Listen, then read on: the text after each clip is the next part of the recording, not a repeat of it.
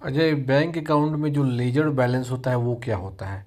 आप लोगों ने कमेंट करके पूछा है हमसे, तो आज हम लेजर बैलेंस के बारे में बताने वाले हैं। एग्जाम्पल देकर भी बताएंगे ताकि समझने में आसानी हो आपको। यहाँ पर देख सकते हो कि यहाँ पर हमें कमेंट करके पूछा गया है। ये देखिए, लेजर बैलेंस क्या होता है, ये जानना चाहते हैं, तो आज हम इसके ऊपर में चर्चा करेंगे। तो लेजर बैलेंस होता है आपके बैंक अकाउंट का एक स्टैटिक बैलेंस, मतलब किसी खास दिन या खास वक्त में जो आपके अकाउंट में जो बैलेंस सेटल्ड हो गया है उसी को जो है लीजर बैलेंस कहा जाता है। समझे कि हर दिन जो बैंक का काम होता है उसमें हर दिन जो है आपके अकाउंट में जो ट्रांजेक्शन हो गया है, और ट्रांजेक्शन जब सेटल्ड होता है तो सेटल जब हो जाने के बाद जो आपके अकाउंट में अमाउंट बच जाता है उसी को लीजर बैलेंस कहा जाता है। एग्जाम्पल देंगे तो और भी क्लियर हो जाएगा।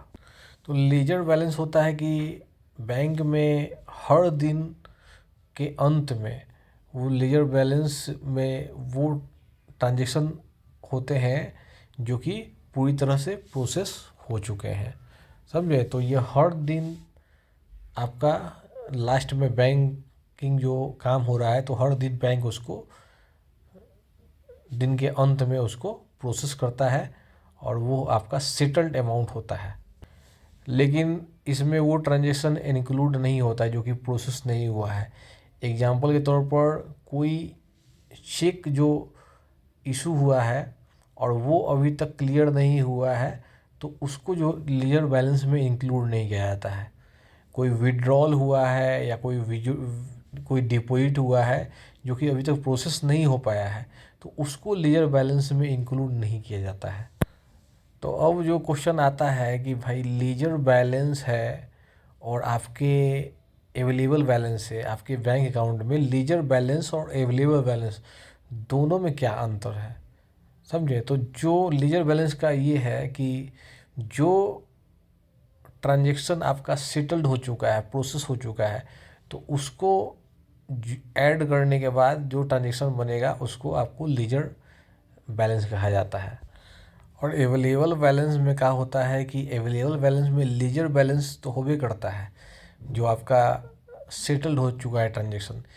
तो लीजर बैलेंस हुआ और उसमें जो ट्रांजेक्शन अभी तक सेटल नहीं हुआ है, प्रोसेस नहीं है हुआ है, जो अभी प्रोसेस होने वाला है, जैसे कि एटीएम से पैसा आपने विड्रॉ किया तो वो ट्रांजेक्शन अभी प्रोसेस नहीं हुआ, या फिर कोई ऑनलाइन पेमेंट आपको आया है या फिर आपने कहीं किया है ऑनलाइन पेमेंट, वो भी आपका प्रोसेस नहीं हुआ है तो वो भी उसमें जुड़ जाएगा। तो सेटल्ड ट्रांजेक्शन और अभी वैसा ट्रांजेक्शन जो अभी सेटल नहीं हुआ है, दोनों को जोड़ कर जो आएगा उसको अवेलेबल बैलेंस कहा जाता है। अभी भी कुछ लोगों को समझ में नहीं आया होगा तो हम एग्जांपल समझाते हैं। अब मान लीजिए कि अभी सुबह में मॉर्निंग में 10 बजे आपका बैंक अकाउंट का जो बैलेंस है वो 10,000 रुपया है। यहाँ हम आपको दिखा के समझा रहे हैं। देखिए, ये आपका 10,000 रुपया है सुबह में 10 बजे, है ना? तो ये आपका जो है लीजर बैलेंस हुआ, क्योंकि जो यह अमाउंट है यह पिछले दिन का आपका सेटल्ड ट्रांजेक्शन है। ठीक है ना? सेटल ट्रांजेक्शन हो गया, उसके बाद का ट्रांजेक्शन सुबह में आपका 10 बजे का ट्रांजेक्शन है 10,000 रुपया आपका, तो ये आपका लीजर बैलेंस है। ठीक है? अब देखिए वो ट्रांजेक्शन यहाँ पर हुआ, ट्रांजेक्शन 1। अब आपका 2,000 का चेक इशू हुआ आपके अकाउंट से। समझे? ये 2,000 का चेक इशू जो हो गया है आपका, आपने किया है 2,000 का चेक इशू, तो ये चेक जो है अभी तक क्लियर नहीं हुआ है। देखिए, 2,000 का चेक अभी तक क्लियर नहीं हुआ है तो आपका जो लीजर बैलेंस है वो आपका 10,000 रहेगा। लेकिन आपका जो अवेलेबल बैलेंस है वो हो जाएगा कितना? 8,000 रुपया। काहे कि आपका चेक 2,000 का इशू है, आपके अकाउंट में से 2,000 माइनस होगा, तो अभी चेक क्लियर नहीं हुआ है लेकिन आपका 10,000 रहेगा लीजर बैलेंस सेटल्ड जो है। लेकिन यह जो सेटल अभी नहीं हुआ है ये आपका अवेलेबल बैलेंस 8,000 होगा, है ना? आपको मैंने बताया था इस चीज़ को। ठीक है? अब नीचे में फिर से चलते हैं। यहाँ देखिए, ये है आपका ट्रांजेक्शन 2। ठीक है, आप जो है एटीएम से 3,000 रुपया विड्रॉ करते हैं। ठीक, एटीएम से 3,000 विड्रॉ करते हैं, तो ये जो ट्रांजेक्शन है रियल टाइम में अपडेट होता है। एटीएम से जो आप विड्रॉल करते हैं रियल टाइम में अपडेट, इस वजह से आपका जो अवेलेबल बैलेंस है ना, वो आपका 5,000 हो जाएगा। ठीक है ना, क्योंकि 8,000 था अवेलेबल बैलेंस, उसमें से आपका 3,000 जो है ये वाला घटेगा, तो आपका हो जाएगा 5,000। लेकिन आपका जो लीजर बैलेंस है तब तक जो है 10,000 ही रहेगा, जब तक यह विड्रॉल सेटल नहीं हो जाता है ना।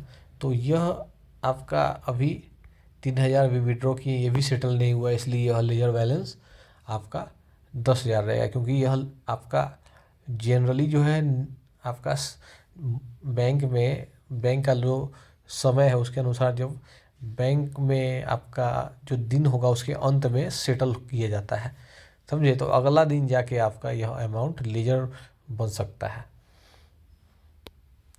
अब यहाँ पर देखिए आपको समझ में आ जाएगा कि देखिए एंड ऑफ द डे जब अपना बैंक सिस्टम अपडेट करता है, ये बताना चाह रहा था, जब बैंक अपना सिस्टम अपडेट करेगा और सारे ट्रांजेक्शन सेटल किए जाएंगे तब जाके आपका लीजर बैलेंस जो है ये आपका 5,000 हो जाएगा एंड ऑफ द डे, समझे। ये चीज़ है, सेटल और अवेलेबल बैलेंस में आपको अंतर समझ में आ गया होगा।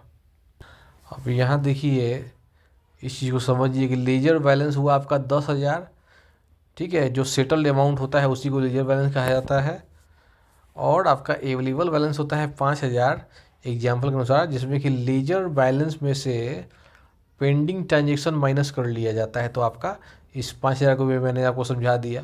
ठीक है, तो एग्जाम्पल से आपका क्लियर हो गया कि लीजर बैलेंस जो होता है स्टैटिक होता है और सिर्फ सेटल होने वाला जो ट्रांजेक्शन होता है उसी में रेफ्लेक्ट होता है, समझे। तो ये चीज़ आपको मैंने समझा दिया।